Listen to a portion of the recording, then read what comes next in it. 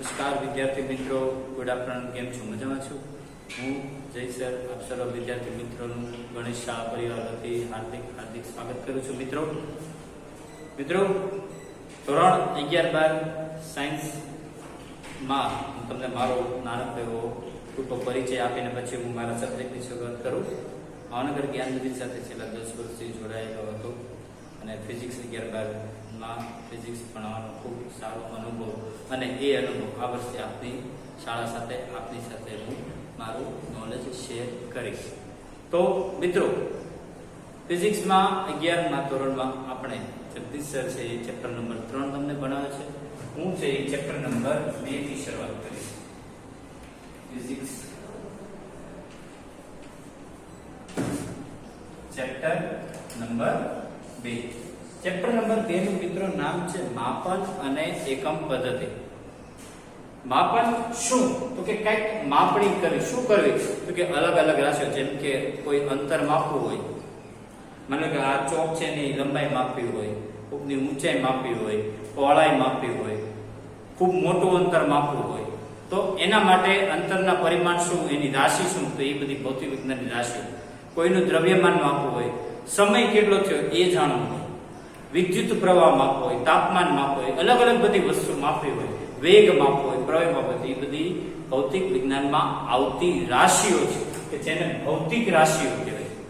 બધી ભૌતિક રાશિઓ છે એના વિશે આપણે ભણવાનું. એમાં મૂળભૂત રીતે ભૌતિક રાશિઓ છે એના 2 પ્રકાર છે. એમાં એક છે એ મૂળભૂત ભૌતિક રાશિ, અને બીજા નંબરની છે એ સાધિત ભૌતિક રાશિ. એક છે એ મૂળભૂત ભૌતિક રાશિ અને બીજા નંબરની છે સાધિત ભૌતિક રાશિ. એમાં મૂળભૂત ભૌતિક રાશિ છે એ એવી ભૌતિક રાશિ કે જેને બીજી કોઈ ભૌતિક રાશિ સાથે સંબંધ ન હોય એવી ભૌતિક રાશિને મૂળભૂત ભૌતિક રાશિ કહેવાય. મિત્રો, દાખલા તરીકે હું તમને ઉદાહરણ આપું, જેમ કે અંતર, દર, સમય, એ બધી મૂળભૂત ભૌતિક રાશિઓમાં આવે. તો સાધિત ભૌતિક રાશિ એટલે કે 2 કે તેથી વધુ મૂળભૂત ભૌતિક રાશિઓનું સંયોજન. કેવું જન? સંયોજન. દાખલા તરીકે તમને કહું, વેગ, પ્રવેગ, ઘનતા, એ બધી રાશિઓ છે એ સાધિત ભૌતિક રાશિઓમાં આવે. બંને વચ્ચેનો ફરક એક વખત જોઈ લો.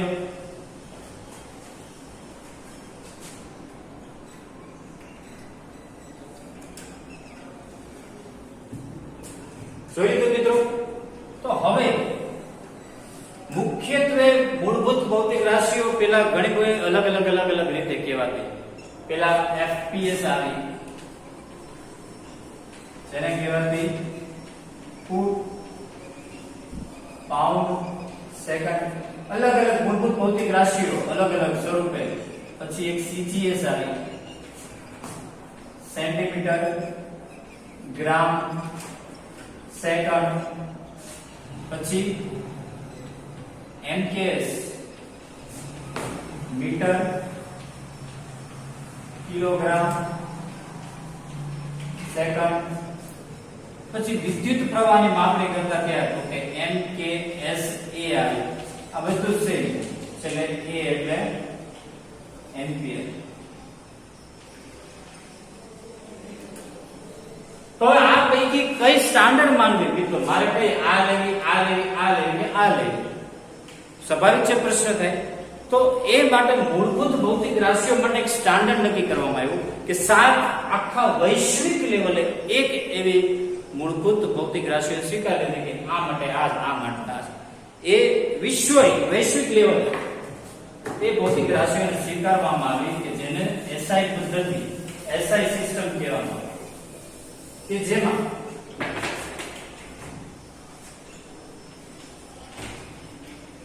એસઆઈ પદ્ધતિ કે જેમાં 7 એવી મૂળભૂત ભૌતિક રાશિઓનો સમાવેશ કરવામાં આવ્યો. મૂળભૂત ભૌતિક રાશિ પછી તો કે એના એકમ નક્કી કરવામાં આવ્યા અને ઈ એકમની સંજ્ઞા નક્કી કરવામાં આવી. તો મિત્રો એ 7 ભૌતિક રાશિઓ કઈ હતી કે એક નંબરની હતી અંતર.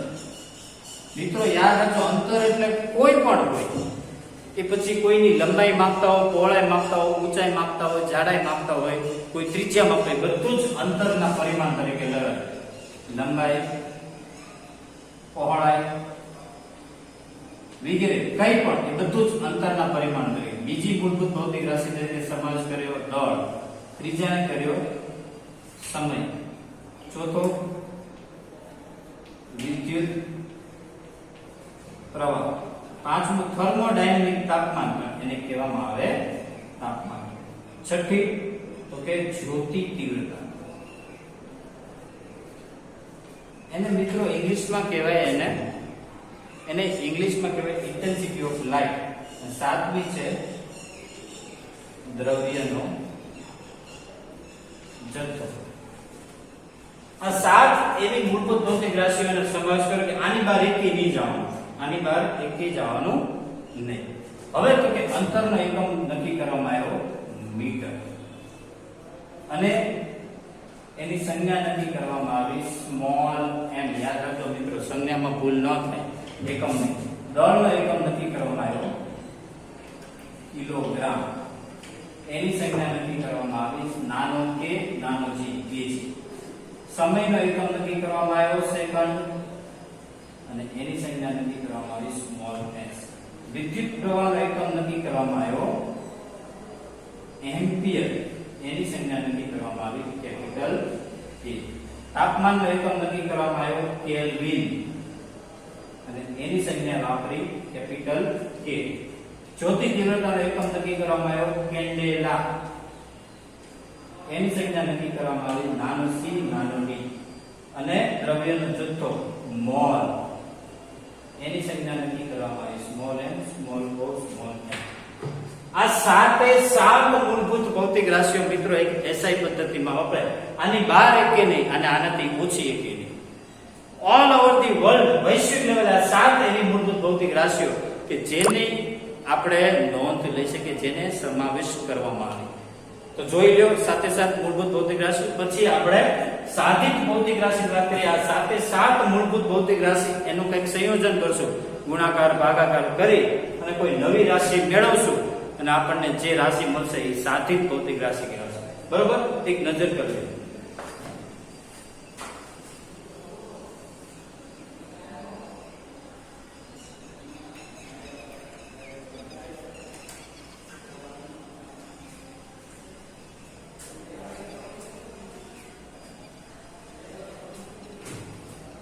સમજાણું?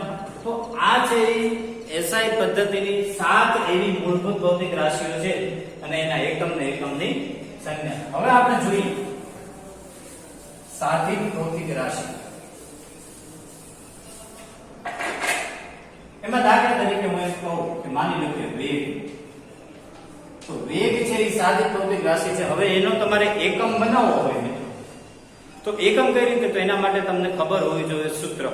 કોઈ પણ એવી ભૌતિક રાશિ સાધિત કે જેના સૂત્રમાં આવતી બધી જ રાશિઓ એને મૂળભૂત ભૌતિક રાશિ સુધી લઈ જવાની, પછી એના એકમ બની જાય. જો વેગ એટલે તમે જાણો છો અંતર છેદમાં સમય, જાણો છો.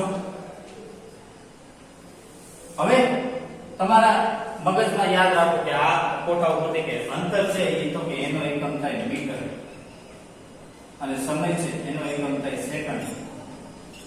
તો વેગનો એકમ સંજ્ઞામાં લખો તો શું થાય? m upon s અથવા શું લખાય n s minus 1 બરાબર. કોઈ પણ ભૌતિક રાશિ હોય મિત્રો, તમને જો એનું સૂત્ર ખબર હશે તો તમે એના એકમ બનાવી શકશો. સપોઝ કે બીજું લઈએ પ્રવેગ. પ્રવેગ નહીં, શું કહેવાય? પ્રવેગ. તો પ્રવેગ એટલે શું? તો કે વેગ છેદમાં સમય. પણ વેગ મૂળભૂત ભૌતિક રાશિ નથી, તો એમાં એવા એના સૂત્રમાં રહેલું છે અંતર છેદમાં સમય, તો સમય ગુણ્યા સમય એટલે સમયનો વર્ગ. તો જો તો વેગનો એકમ બની ગયો કે નહીં? અંતરનો એકમ થાય મીટરની સંખ્યા m, સમયનો એકમ થાય સેકન્ડ સ્ક્વેર, અથવા તમે આમ પણ લખી શકો ને ms minus 2. સો કોઈ પણ ભૌતિક રાશિ પરથી તમે એનો એકમ ને એના પારિમાણિક સૂત્ર બનાવી શકો. એકમ અને પારિમાણિક સૂત્રની વાત તો હજી આવતા લેક્ચરમાં આવશે. એકમ તમે એના ઉપરથી બનાવી શકો. જોઈ પછી હું જવાબ એકમ જોઈ. વેગ હતું તો વેગમાં મૂળભૂત ભૌતિક રાશિ નહોતી, તો આપણે એને સૂત્ર ખોલી અને મૂળભૂત ભૌતિક રાશિ સુધી લઈ ગયા. હવે હજી એક બે ઉદાહરણ ચાલો સાદિક માની લો હાલ કે કદ ઘનફળ. મિત્રો તમે 10મા ધોરણ સુધી ક્ષેત્રફળ ઘનફળ એવું કહી દો. તો કદ ઘનફળ એટલે શું? તો કે લંબાઈ ગુણ્યા પહોળાઈ ગુણ્યા ઊંચાઈ. આ ઓરડો છે તો ઓરડાનું શું હોય? લંબાઈ હોય, પહોળાઈ હોય અને ઊંચાઈ હોય. તમે આવું સૂત્ર કહેતા l b h. તો મિત્રો એનો એકમ શું થાય? તમે વિચાર કરો. કદ ઘનફળ. કદ ઘનફળનો તમે વિચાર કરો. લંબાઈ હોય, પહોળાઈ હોય, ઊંચાઈ હોય, આપણે કીધું બધું જ અંતર મીટર. એનો એકમ શું થાય? મીટર ગુણ્યા મીટર ગુણ્યા મીટર. તો મીટરનો ઘન, એનો એકમ શું થાય? મીટરનો ઘન. સમજાવો મિત્રો. તો કદ કયો કે ઘનફળ કયો, તો એનો એકમ શું થાય? મીટર ઘન. એક નવી રાશિ છે ઘનતા. એની સંજ્ઞા છે મિત્રો s કરી અને ઉપરનો ભાગ એને અંદર તરફ વાળી દેવાનો. ઘનતામાં s કરી ઉપરનો ભાગ અંદર વાળો એટલે એની સંજ્ઞાને કહેવાય રો. ઘનતાનું સૂત્ર છે મિત્રો દળ છેદમાં કદ. શું છે? દળ છેદમાં કદ. કદ અથવા ઘનફળ. તો મિત્રો તમને ખબર કદ એટલે શું? એનો એકમ શું થાય? કિલોગ્રામ. છેદમાં કદનો એકમ તમે હમણાં ભણ્યા શું થાય? મીટર ઘન. તો એનો મળી ગયો કેજી છેદમાં m ઘન, અથવા તમે શું કહી શકો? કેજી. n ની કેટલી ઘાત? -3 ઘાત. તો આ શું મળ્યું? ઘનતાનો એકમ મળ્યો. કાંઈ અઘરું છે? જોઈ લો.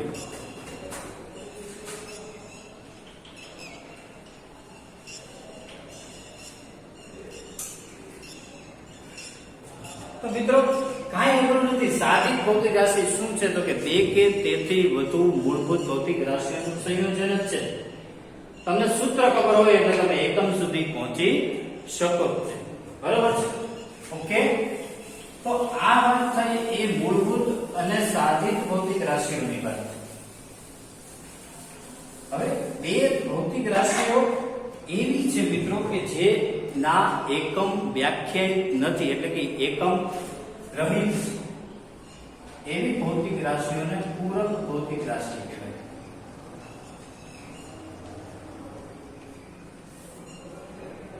જે રાશિઓ એકમ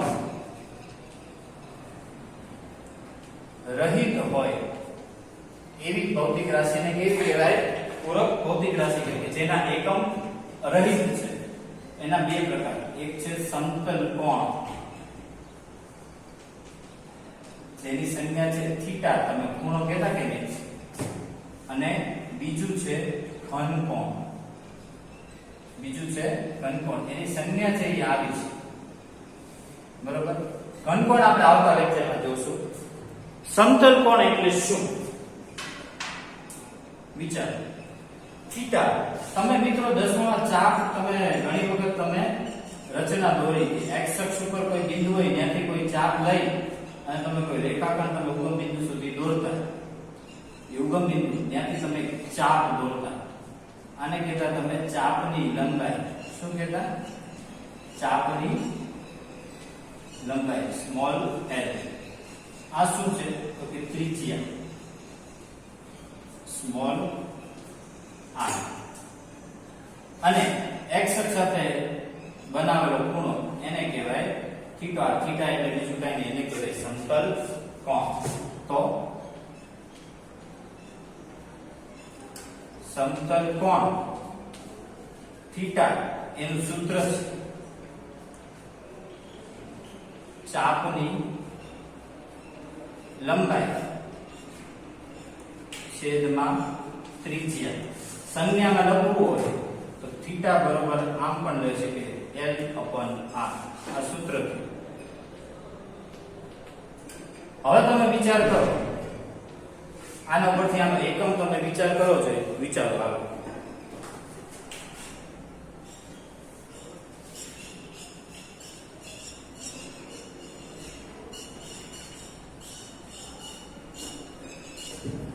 વિચાર્યું તો જો મિત્રો ચાપની લંબાઈ એનો એકમ મીટર, ત્રિજ્યાનો એકમ મીટર. ઘણા હું કરે ટાઈમ પાસ કરવા માટે મી ટ ર એમ ઉડાડે, એમ મીટર નો હોય. મીટરના છેદમાં મીટર કેવું એકમ રહિત.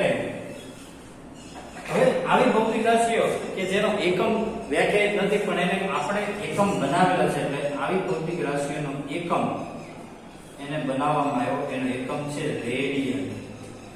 શું છે? રેડિયન. અને એની સંજ્ઞા છે સ્મોલ r a d. સમતલ કોણનો એકમ થાય રેડિયન, એટલે કે r a d. જોઈ લો.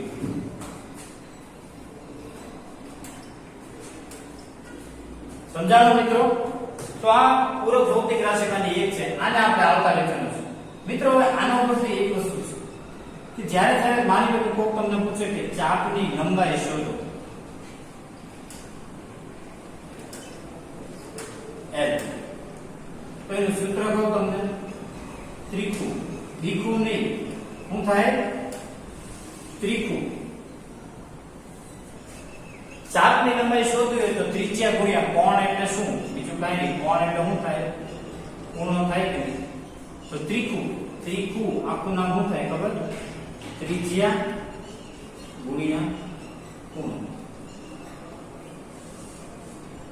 ત્રિજ્યા ગુણ્યા ખૂણો. સમતલ કોણ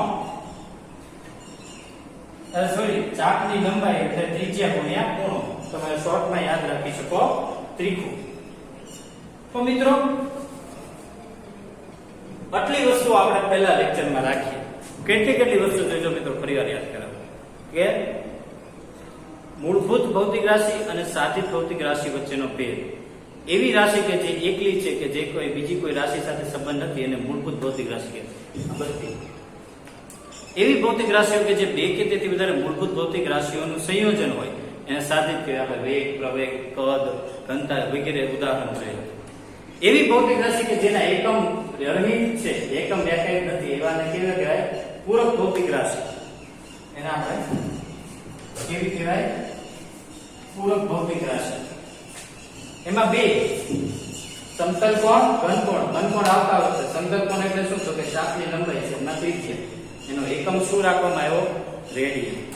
અને આટલી વસ્તુ મિત્રો તમારે ઘરે કરવાની છે. આવતા લેક્ચરમાં આપણે ઘનકોણ, બીજી પૂરક ભૌતિક રાશિ જોઈ અને આપણે એકમ, પારિમાણિક ક્ષેત્રોને એની વાત કરશું મિત્રો. લેક્ચર દરમિયાન મિત્રો કાંઈ પણ ન સમજાયું હોય તો મિત્રો તમે અમારો સંપર્ક કરી શકો છો. મિત્રો અમને પૂછી શકો છો, ડાઉટમાં પૂછી શકો છો. હોપ કે તમને બધું સમજાઈ ગયું છે. મિત્રો આવતા લેક્ચરમાં મળે ત્યાં સુધી સારામાં સારી રીતે ભણતા રહ્યો, સારામાં સારી રીતે તમે સમજતા રહ્યો અને બહાર ક્યાંય નીકળતા નહીં. હજી કોરોનાની મહામારીમાંથી હજી પૂરેપૂરા બહાર નથી આવ્યા તો સેફટી રાખજો, સાવચેત રહેજો, સુરક્ષિત રહેજો, સારામાં સારું ભણજો. Thank you. જય હિન્દ, જય ભારત. Thank you.